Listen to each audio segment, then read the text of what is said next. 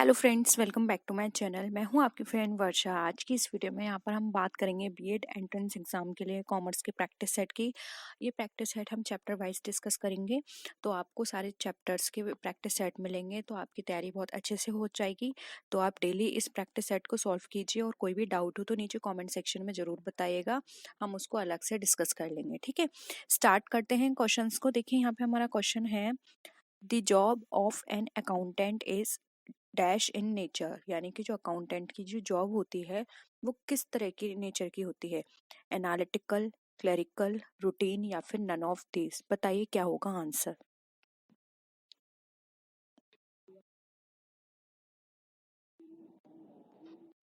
क्या होगा आंसर। देखिए, अगर हम बात करें एक अकाउंटेंट की, तो आपको पता है अकाउंटेंट का काम होता है जो भी अकाउंट के हमने रिकॉर्ड करके रखे हैं उनको देखना कि वो सही है या नहीं, उनकी रिकॉर्डिंग सही से हुई है नहीं। तो एक तरह से ये एनालिटिकल काम हो गया।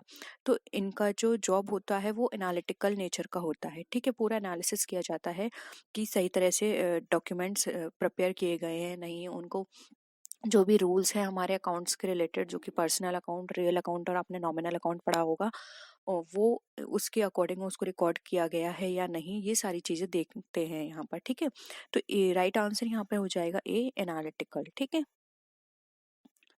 नेक्स्ट क्वेश्चन है,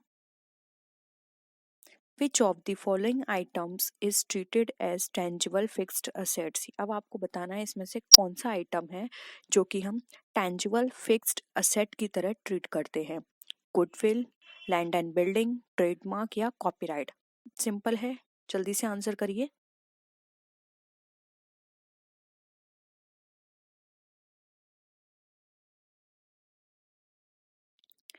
क्या हो जाएगा। टेंजिबल फिक्स्ड असेट की बात की जा रही है यहाँ पर।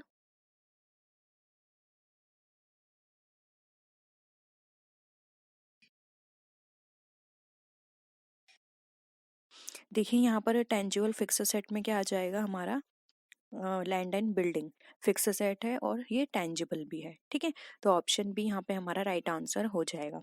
ट्रेडमार्क, कॉपीराइट, गुडविल, ये सब क्या है, इनटेंजिबल है, इनको हम टच नहीं कर सकते, जबकि हम लैंड एंड बिल्डिंग को टच कर सकते हैं। बहुत ही सिंपल क्वेश्चन था। नेक्स्ट क्वेश्चन पे आइए। The information involved in the annual financial statement of an enterprise pertains to, यानी कि आपको इसमें बताना है ऐसी कौन सी एक, अगर हम बात करें एंटरप्राइज के लिए, तो वहाँ पे फाइनेंशियल स्टेटमेंट के लिए कौन कौन सी इंफॉर्मेशंस प्रोवाइड की जाती हैं। Individual business enterprise, the economy as a whole, business industry या फिर नन ऑफ द अबव। किससे रिलेटेड इंफॉर्मेशंस होती हैं।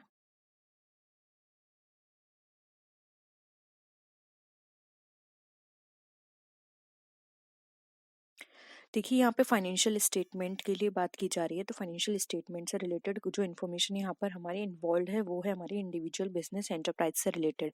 यानी कि एक इंडिविजुअल बिजनेस किस तरह से रन कर रहा है, कैसा उसका काम है, कौन कौन से मेथड फॉलो किए जा रहे हैं, ये हमें फाइनेंशियल स्टेटमेंट से पता चलते हैं। ठीक है, ऑप्शन ए यहाँ पे हमारा राइट आंसर है। नेक्स्ट क्वेश्चन पे आइए। अब इस क्वेश्चन में आपको बताना है कि कौन सा स्टेटमेंट हमारा करेक्ट है। पहला स्टेटमेंट बोल रहा है कि जो कि अकाउंटिंग है वो हमारा सिर्फ बिजनेस ट्रांजेक्शन्स की रिकॉर्ड को रिकॉर्ड करता है केवल। सेकंड ऑप्शन हमारा बता रहा है कि amount own to outsiders other than proprietor is called capital, यानी कि कोई भी ऐसा अमाउंट जो कि आउटसाइड से लिया गया है प्रोप्राइटर को छोड़कर, तो वो हमारा कैपिटल है। थर्ड ऑप्शन हमारा बोल रहा है debit means decrease in assets, यानी कि डेबिट का मतलब होता है असेट्स में डिक्रीज आ जाना, यानी कमी आ जाना। या फिर डी ऑप्शन है हमारा accounting is the language of business. बताइए कौन सा ऑप्शन हमारा यहाँ पे करेक्ट है।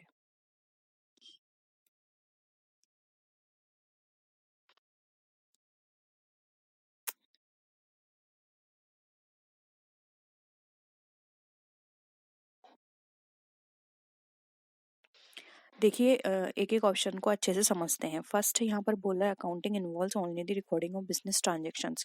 ये तो ऑप्शन बिल्कुल गलत हो गया, क्योंकि अकाउंटिंग में रिकॉर्डिंग, क्लासिफाइंग, समराइजिंग ये सारी चीजें आती हैं। सिर्फ रिकॉर्ड करना हमारे अकाउंटिंग का पार्ट नहीं है, इसलिए ये कट गया।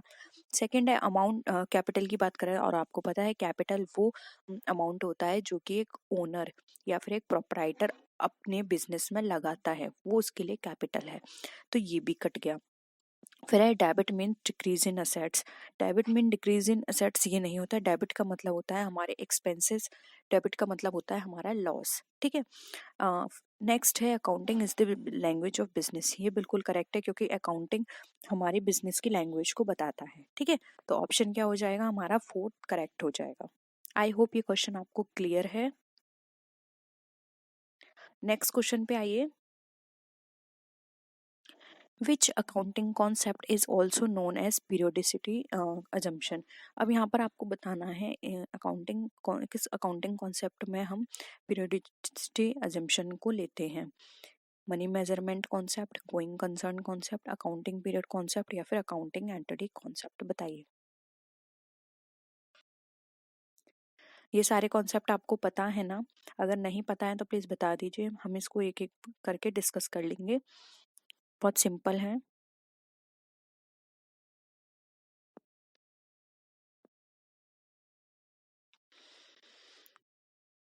देखिए यहाँ पर अगर हम बात करें पीरियोडिसिटी अजम्पशन की, तो ये यहाँ पर ऑप्शन सी हो जाएगा, यानी अकाउंटिंग पीरियड कॉन्सेप्ट। इसके अंदर ये कहा गया है कि जो हमारा अकाउंटिंग होती है वो हमारी एक पर्टिकुलर टाइम पीरियड पर होती है। यानी कि आपको पता है अकाउंटिंग पीरियड हमारा कितना होता है, 12 मंथ का होता है। अब ये 12 मंथ कहीं से भी स्टार्ट हो सकते हैं, ये डिपेंड करता है बिजनेस पर। वो या तो जनवरी टू दिसंबर अपना टाइम पीरियड लेके चल सकते हैं, या फिर मार्च से अप्रैल, या फिर अप्रैल से मार्च। और कुछ बिजनेसमैन अपने अकाउंटिंग जो उनका पीरियड होता है उसको वो दिवाली से दिवाली मानते हैं। ठीक है, तो ये डिपेंड करता है कि वो कौन सा पीरियड ले रहे हैं, लेकिन सबका पीरियड 12 मंथ तक होता है। ठीक है। गोइंग कंसर्न कॉन्सेप्ट देखिए यहाँ पे डिस्कस कर लेते हैं। गोइंग कंसर्न कॉन्सेप्ट का मतलब होता है कि हम जो भी बिजनेस स्टार्ट कर रहे हैं वो ये सोचकर चल रहे हैं कि हमारा जो बिजनेस है लॉन्ग टाइम तक वर्क करेगा। ठीक है। मनी मेजरमेंट कॉन्सेप्ट में होता है कि उन ट्रांजैक्शंस को इंक्लूड किया जाता है जिनको हम मनी में मेजर कर पाए, यानी कि वो मॉनेटरी एस्पेक्ट में होने चाहिए। अकाउंटिंग एंटिटी का मतलब ये होता है एक बिजनेस की अपनी खुद की एंटिटी है, उसका ओनर और उस बिजनेस की एंटिटी दोनों सेपरेट है। ठीक है, तो ऑप्शन यहाँ पे सी राइट आंसर हो जाएगा। नेक्स्ट क्वेश्चन पे आइए। Revenue is generally recognised at the point of sale, which principle is applied here in. बताइए, जो रेवेन्यू है वो हमारा जनरली सेल के समय रिकॉग्नाइज किया जाता है, तो ये प्रिंसिपल हमारा क्या बताता है, किसके अंदर है? कंसिस्टेंसी, मैचिंग, रेवेन्यू रिकॉग्निशन, या फिर कॉस्ट प्रिंसिपल।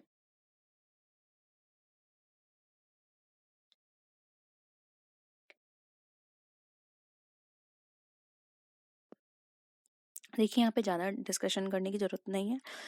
हम यहाँ पर साफ देख सकते हैं रेवेन्यू रिकॉग्निशन के अंदर ये हमारा बात कही गई है। रेवेन्यू रिकॉग्निशन का मतलब होता है जहाँ पर हम ये रेवेन्यू को देख पाएँ कि हमारी सेल हुई है, यानी कि हमें कुछ रिसीव हुआ है, यानी कि हमने कुछ ना कुछ सेल किया है। अब वो चाहे कुछ सेल किया हो, चाहे हमने अपनी सर्विस सेल की हो। ठीक है। मैचिंग का मतलब होता है डेबिट और क्रेडिट मैच होने हैं, यानी कि दोनों साइड मैच होने हैं। कंसिस्टेंसी का मतलब होता है हम कोई भी मेथड अडॉप्ट कर रहे हैं तो उसमें कंसिस्टेंसी होनी चाहिए। ऐसा नहीं है हमने एक साल कोई और मेथड अडॉप्ट किया, दूसरे साल कोई और मेथड अडॉप्ट किया, तो इससे क्या होगा, हम कभी भी अपने फॉर्म की बैलेंस शीट को अपने फर्दर फ्यूचर के लिए हेल्प में नहीं ले पाएंगे, क्योंकि हमने पहले कोई और मेथड अडॉप्ट किया था, तो हमारा जो अमाउंट था या हमारी कंपनी के जो प्रॉफिट्स थे वो कुछ और थे। अब हमने कोई और मेथड अडॉप्ट कर लिया, तो हम उससे क्या होगा, उससे हेल्प नहीं ले सकते, कंपैरिजन नहीं कर सकते, इसलिए कंसिस्टेंसी होनी चाहिए। कॉस्ट प्रिंसिपल में हम अपने जो भी कंपनी के अंदर गुड्स या सर्विस की बात करते हैं तो वो कॉस्ट के बेसिस पे की जाएगी, उनका कैलकुलेशन होगा कि कितनी कॉस्ट पर्टिकुलर 1 यूनिट पर आ रही है। ठीक है, तो हमारा कॉस्ट प्रिंसिपल है। नेक्स्ट आइए। The assumption that a business enterprise will not be sold or liquidated in near future is also is known has, यानी कि एक ऐसी एजम्पशन जिसमें हमारा बिजनेस एंड एंटरप्राइज सोल्ड नहीं होगा और ना ही लिक्विडेट होगा नियर फ्यूचर में, वो हम क्या कहेंगे? अभी अभी मैंने आपके साथ डिस्कस किया, आप इजीली बता सकते हैं। ऑप्शंस हैं monetary unit, going concern, conservatism या फिर पीरियोडिसिटी। बताइए क्या हो जाएगा इसका आंसर?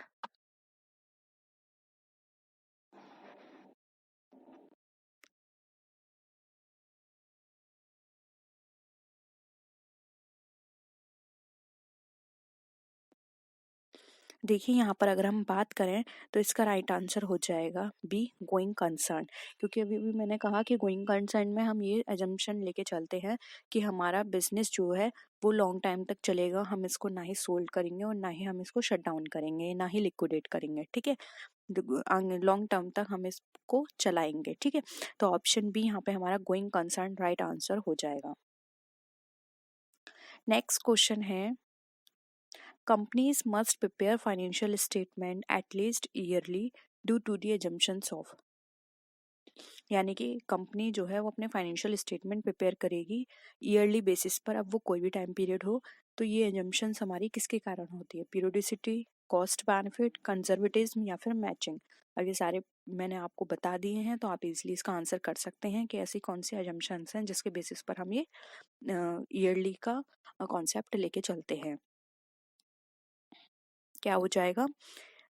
ये हो जाएगा पीरियोडिसिटी, ठीक है। यानी कि एक पर्टिकुलर पीरियड हम मानेंगे जिसके बेसिस पर हम अपने फाइनेंशियल स्टेटमेंट को प्रिपेयर करेंगे, ठीक है।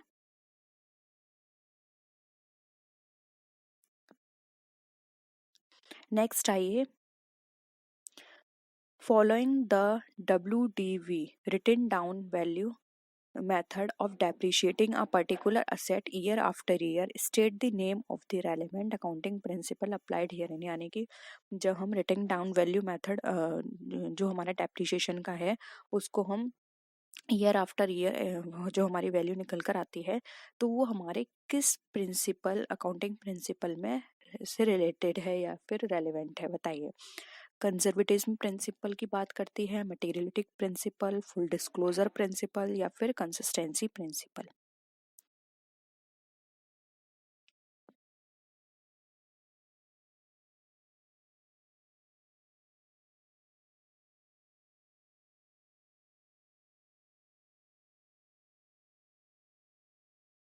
क्या हो जाएगा आंसर? देखिए यहाँ पर हो जाएगा ऑप्शन डी, क्योंकि देखिए कंसिस्टेंसी की यहाँ पे बात की जा रही है, यानी कि अगर हम किसी भी असेट पर written down value method adopt कर रहे हैं तो हमें हर साल वही करना है। अगर हम अपना चेंज कर देंगे तो हमारी जो असेट की जो रियल वैल्यू है वो निकल कर नहीं आएगी। इसलिए हम अगर एक साल हमने ये वाला मेथड अडॉप्ट किया है तो नेक्स्ट ईयर भी हमें वही करना है, तो कंसिस्टेंसी हमें बना के रखनी है, ठीक है।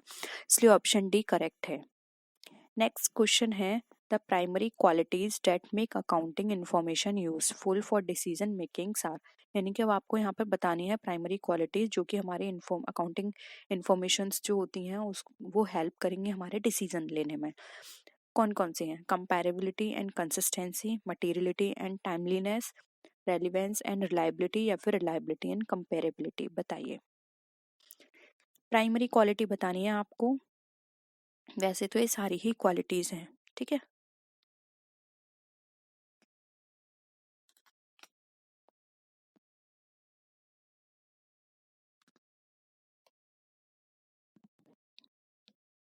क्या हो जाएगा? देखिए कंपेरेबिलिटी एंड कंसिस्टेंसी ये तो होनी ही चाहिए, लेकिन ये प्राइमरी नहीं है। इससे हम ये नहीं कह सकते कि हमारी जो इन्फॉर्मेशन है बिल्कुल सही है।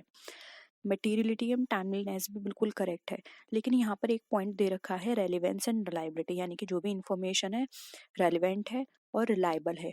यानी कि अब जो भी इंफॉर्मेशन आप कलेक्ट कर रहे हो वो आपके लिए बिल्कुल करेक्ट है, वो आपकी रिलायबल भी है, यानी कि वो आगे चेंज नहीं होगी, रेलेवेंट भी है। तो इससे क्या होगा, ये बाकी की जो रिमेनिंग है वो अपने आप वर्क करेंगी। रिलायबल होगी तो कंपैरिजन में हेल्प होगी, ठीक है। और रिलेवेंट होगी तब भी कंपैरिजन में हेल्प होगी, टाइमलीनेस भी होगा उसके अंदर। इसलिए यहाँ पे रेलेवेंस एंड रिलायबिलिटी हमारा प्राइमरी क्वालिटी है। ऑप्शन सी यहाँ पे हमारा करेक्ट हो जाएगा। होप यहाँ पर सारी चीजें अब तक जितने भी क्वेश्चन हमने डिस्कस किए हैं आपको क्लियर हैं। फिर भी कोई भी पॉइंट या कोई भी वर्ड में आपको दिक्कत है तो आप प्लीज बता दीजिएगा, एक एक चीज आपको क्लियर होनी चाहिए, अभी काफी टाइम है एग्जाम के लिए, तो आप देख लीजिएगा। नेक्स्ट है which of the following equation is correct, आपको बताना है इसमें से कौन सी इक्वेशन करेक्ट है। Assets equal to liabilities minus capital, B है हमारा assets equal to capital minus liabilities, C है assets equal to liabilities plus capital, and D है हमारा assets equal to external equities. बताइए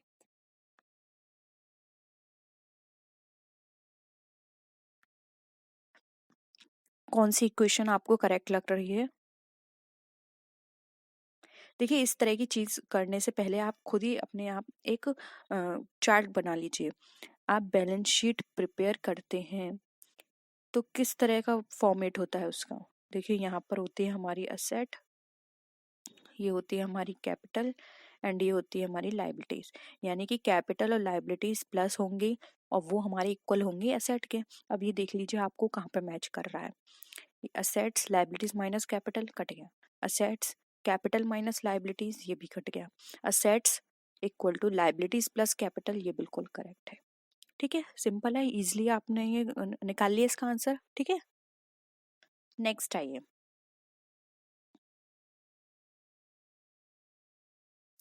The liabilities of a firm are rupees 6,000 and the capital of the proprietor is rupees 4,000. The total assets are, बहुत ही simple है। अभी जो मैंने आपको chart बताया था उसके बेसिस पे आप इसका आंसर निकाल लीजिए। 6,000 होगा असेट्स की वैल्यू, 2,000, 10,000 या फिर 5,000। बताइए क्या होगा आंसर। सिंपल है, इस तरफ हमारे आती है लाइबिलिटीज एंड कैपिटल, कितना हो गया 10,000, और जी जी इस तरह तरफ जो हमारी लाइबिलिटीज का पोर्शन असेट्स के बराबर होना चाहिए, तो यानी कि असेट्स हमारी कितनी है, ये भी हमारी 10,000 है। ऑप्शन सी यहाँ पे राइट आंसर हो गया। ठीक है, नेक्स्ट क्वेश्चन है if a firm borrows as sum of money then there will be, यानी कि अगर कोई जो फर्म है वो बोरो करती है अमाउंट को, तो वो हमारे लिए क्या है। कैपिटल में इंक्रीमेंट है, कैपिटल में डिक्रीमेंट है, या फिर कोई भी इफेक्ट नहीं पड़ेगा, या फिर नन ऑफ दिस। बताइए।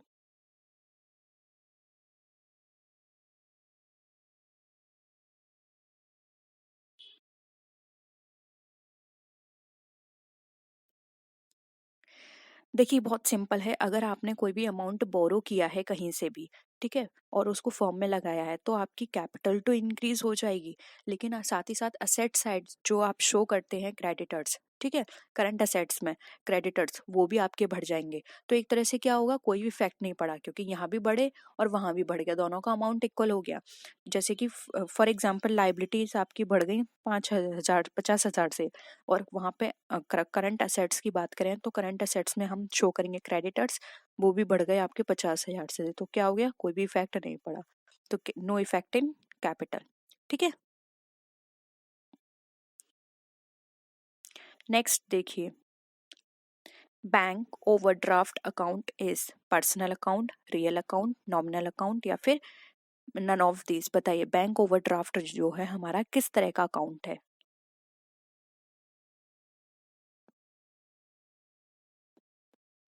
मैंने ये सारे अकाउंट्स आपको बहुत अच्छे से समझाए हैं, तो आपको खुद पता होना चाहिए पर्सनल में क्या आता है, रियल में क्या आता है, नॉमिनल में क्या आता है। और अगर आप नए हैं, आपको नहीं पता, तो प्लीज बता दीजिएगा, एक बार और अच्छे से मैं डिस्कस कर लूंगी। ठीक है, देखिए बैंक ओवरड्राफ्ट की बात करें तो यहाँ पर ऑप्शन ए राइट आंसर हो जाएगा। बैंक ओवरड्राफ्ट हमारा पर्सनल अकाउंट में कंसिडर किया जाता है, इसलिए ऑप्शन ए यहाँ पे हमारा राइट आंसर है। ठीक है, नेक्स्ट क्वेश्चन पे आइए। Drawings account of the proprietor is, यानी कि कोई भी प्रोप्राइटर का जो ड्राइंग अकाउंट है वो क्या है, पर्सनल, रियल, नॉमिनल, या फिर नन ऑफ दीज।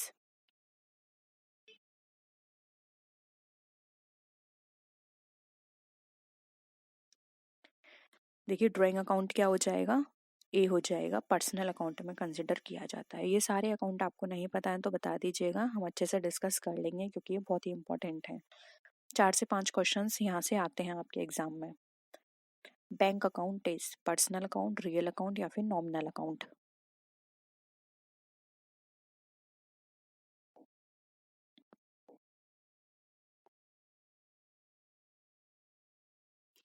क्या हो जाएगा आंसर?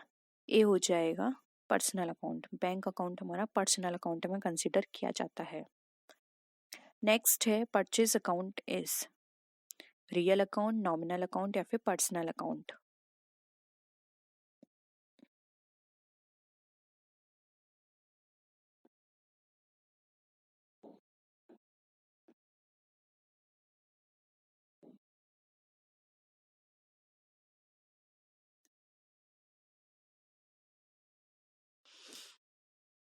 क्या हो जाएगा आंसर? परचेज हमारा कैसा है? रियल अकाउंट है, ठीक है। ऑप्शन ए हमारा यहाँ पे राइट आंसर है। नेक्स्ट है गुडविल अकाउंट इज। अब गुडविल हमारा किस तरह का अकाउंट है? Real account, nominal account, personal account या फिर नन ऑफ दीज।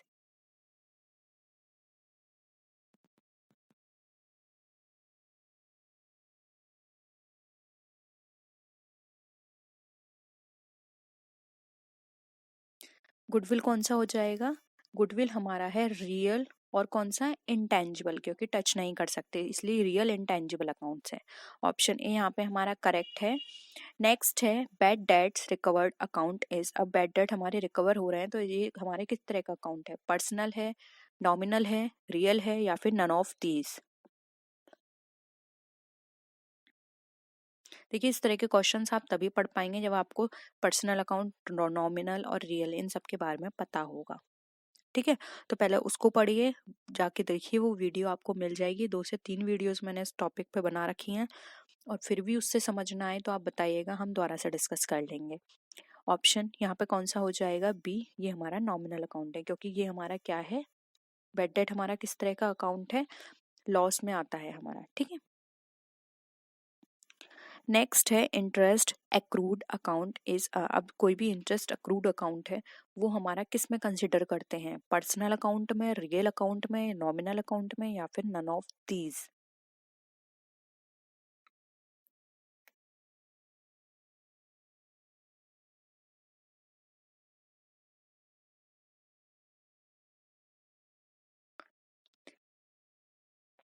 क्या होगा आंसर?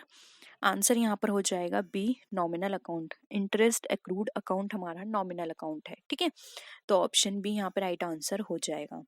होप यहाँ पर आपको सारे क्वेश्चंस क्लियर हैं। किसी भी क्वेश्चन में कोई भी डाउट लगता है कमेंट सेक्शन में बताइए। आप टेलीग्राम ग्रुप ज्वाइन कर लीजिए, वहाँ पे आपको अपनी कोई भी क्वेरी पूछ सकते हैं, ठीक है। तो आज के लिए इतना ही। होप आपको सारे क्वेश्चंस क्लियर हुए होंगे। किसी भी तरह का डाउट हो आप पूछ सकते हैं। वीडियो पसंद आए तो वीडियो को लाइक कीजिए, फ्रेंड्स या शेयर कीजिए, और किसी भी तरह की कोई भी क्वेरी हो तो जरूर बताइएगा। तो नेक्स्ट वीडियो में मिलते हैं, तब तक के लिए टेक केयर, बाय बाय।